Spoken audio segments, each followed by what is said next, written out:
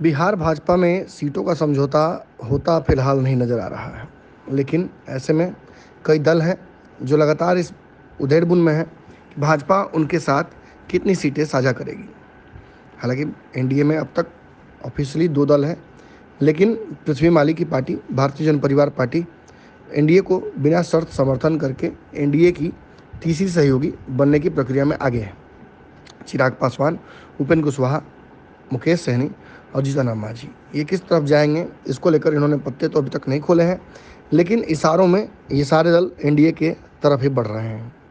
बड़ी बात है, जब इतने सारे दल एक साथ आ रहे हैं तो इतनी सारी सीटों पर भाजपा को समझौता भी करना पड़ेगा।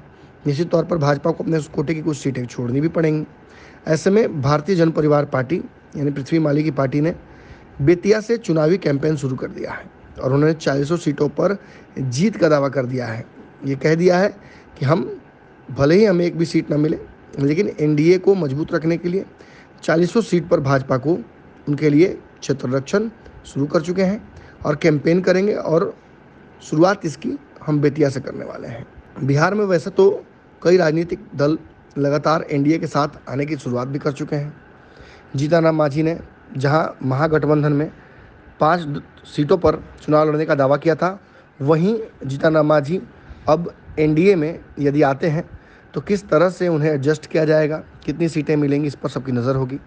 मुकेश सहनी की भी बात जहाँ तक है तो 25 तारीख को वो हो सकते हैं एनडीए का हिस्सा, ऐसी संभावनाएं बनी हुई हैं। मुकेश सहनी भी 25 तारीख को दिन नियुक्त किया है जिस दिन वो फैसला ले लेंगे कि उन्हें किस गठबंधन का हिस्सा बनना है। जिस तरीके से मुकेश सहनी ने एक बड़ा फैसला करते हुए सरकारी आवास छोड़ दिया था, इससे कयास ये लगाए जा रहे हैं कि वो बहुत जल्दी एनडीए का हिस्सा होंगे। हालांकि उनकी तरफ से अब तक इस पर कोई स्पष्टीकरण नहीं आया है। लोग ये भी अंदाज़ा लगा रहे हैं कि जल्दी ही महागठबंधन मुकेश सहनी से बातचीत कर सकता है। हालांकि चिराग पासवान भी एक ऐसे दल हैं जो अब तक एनडीए का सीधे तौर पर हिस्सा नहीं रहे हैं, लेकिन कभी उपचुनाव में उन्होंने साथ दिया है भाजपा का, तो कभी कालांतर में भाजपा के पक्ष में फील्डिंग की है। ऐसे में उनकी शर्तों पर भाजपा कितनी तैयार होती है, ये भी देखने लायक होगा। वहीं बात अगर हम करें उपेंद्र कुशवाहा की, तो बिहार की राजनीति में उपेंद्र कुशवाहा भी बहुत तेज़ी से अपनी पार्टी आरएलजेडी को लेकर आगे बढ़े हैं और कई सीटों पर उनकी तैयारी शुरू भी हो चुकी है, लेकिन उनके पाले में कितनी सीटें आएंगी, इसको लेकर संशय अभी भी बना हुआ है।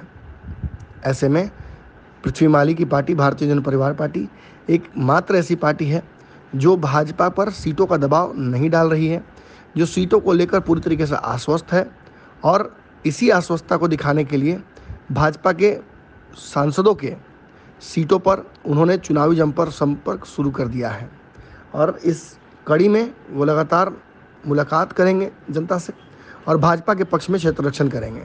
इसी कड़ी में आज पृथ्वी माली और भारतीय जन परिवार पार्टी की पूरी टीम बेतिया में उस लोकसभा में पूरे घूम कर हर घर तक पहुंच रही है और लोगों की मदद कर रही है। अगर ये वीडियो पसंद आई और वह बिहार के राजनीति और बिहारियत से सरोकार रखेनी तो सब्सक्राइब बटन दबा के चैनल के सब्सक्राइब कर ली। ओजे एगो घंटी बा, ओकरा बटन दबा देला से कुल सटीक और मारक खबर रुआ मुफ्त में मिल जाई। अगर रुआ पत्रकारिता के हमनी के नया प्रयोग में सहयोग कर चाहतानी तो ज्वाइन बटन दबा दी। पेटीएम नंबर नोट कर ली 9386816700। धन्यवाद।